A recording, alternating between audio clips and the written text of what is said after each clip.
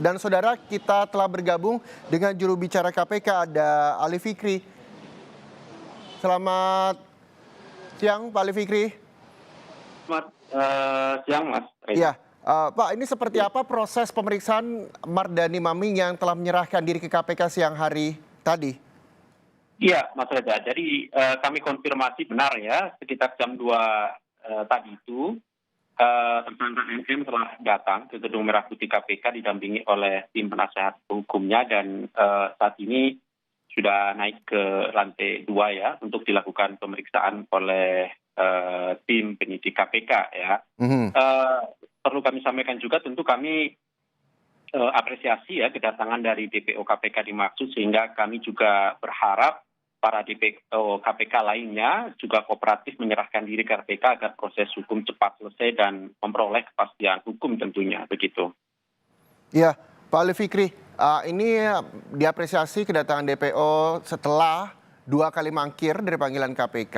Terus tahapan seperti apa yang nantinya akan diterima Mardani Maming saat diperiksa oleh tim dari KPK? Iya, tentu sesuai dengan hukum acara pidana yang berlaku dan itu tentu kami patuhi ya.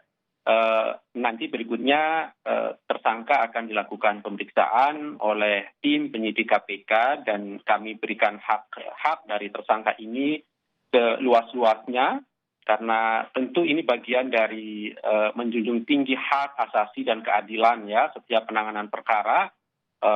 Tentu juga kami memegang prinsip asas praduga tak bersalah begitu ya terhadap para tersangka. Artinya bahwa setiap tersangka kami beri kesempatan juga untuk melakukan pembelaan dirinya ataupun memberi kesempatan dan ruang untuk juga menghadirkan saksi-saksi yang meringankan nantinya. Ya, termasuk hak-hak pendampingan tersangka juga kami lakukan ketika kemudian nanti tersangka menunjuk tim penasihat hukumnya dengan surat kuasa yang diserahkan kepada tim penyidik KPK begitu, Mas.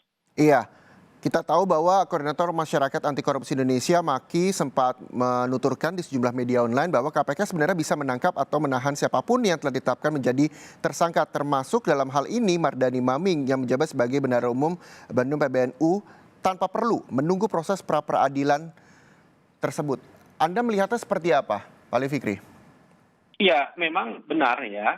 Tidak ada satu normatif hukum pun yang kemudian pra-peradilan diajukan oleh pemohon itu menghentikan proses penyidikan, begitu ya. Kami pun juga demikian. Kami tetap memanggil tersangka ini, ya panggilan pertama, kemudian dia tidak hadir, kemudian panggilan yang kedua yang seharusnya tanggal 21 Juli 2022 yang lalu pun juga kemudian tersangka tidak hadir yang kami berkesimpulan bahwa tersangka tidak kooperatif untuk mengikuti proses penyidikan dengan alasan pra-peradilan. Sekalipun kami juga sudah jelaskan bahwa permohonan pra-peradilan tentu kami hargai dan hormati proses itu, tetapi penyidikan yang dilakukan oleh KPK juga tidak berhenti, sehingga kami kemudian sesuai dengan hukum acara pidana pasal 112 bisa kemudian melakukan membawa paksa atau bahasa awamnya adalah jemput paksa dari yang bersangkutan, sehingga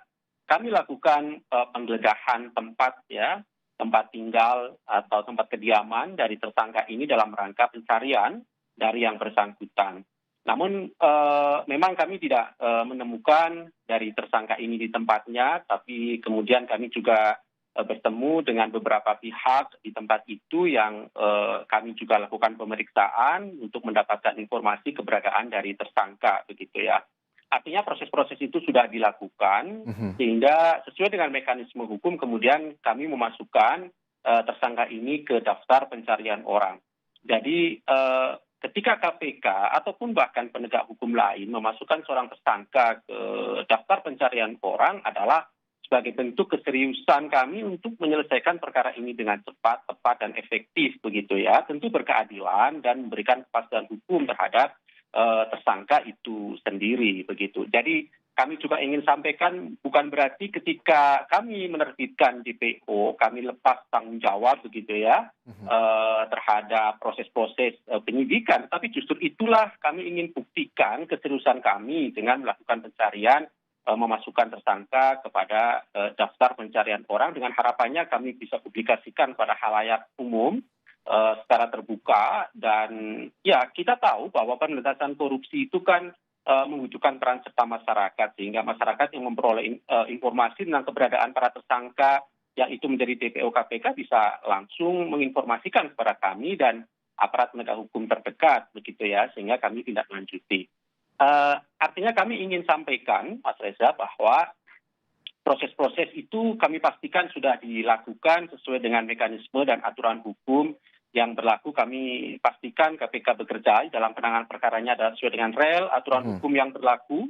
Kami tidak ingin menegakkan hukum dengan cara melanggar hukum itu sendiri, itu prinsip kami, sehingga hak-hak dari tersangka pasti kami perhatikan. Ya.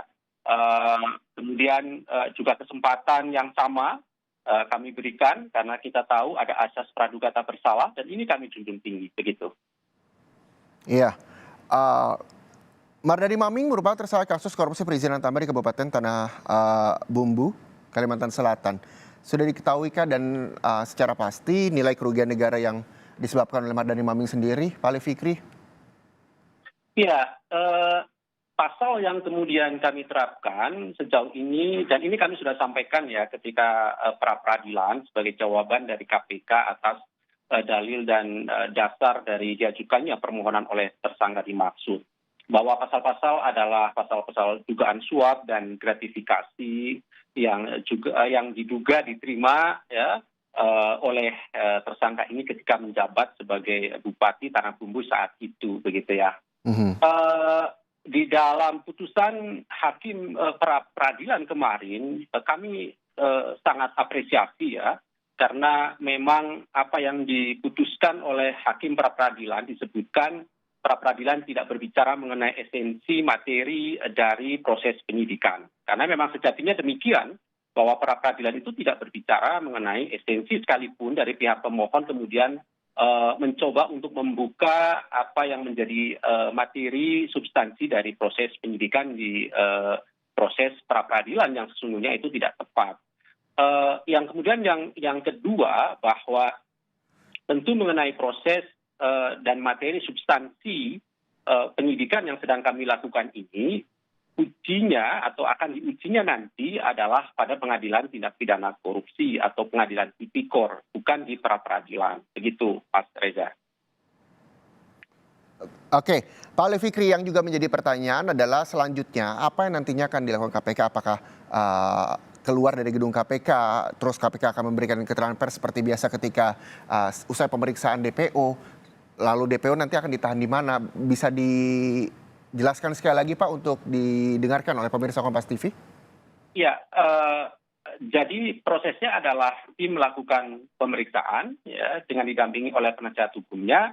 Berikutnya nanti upaya paksa penahanan dilakukan ataukah tidak tentu wewenang sepenuhnya dari tim penyidik KPK ya. Tentu ada syarat subjektif, ada syarat objektif yang kemudian akan diputuskan oleh tim penyidik KPK.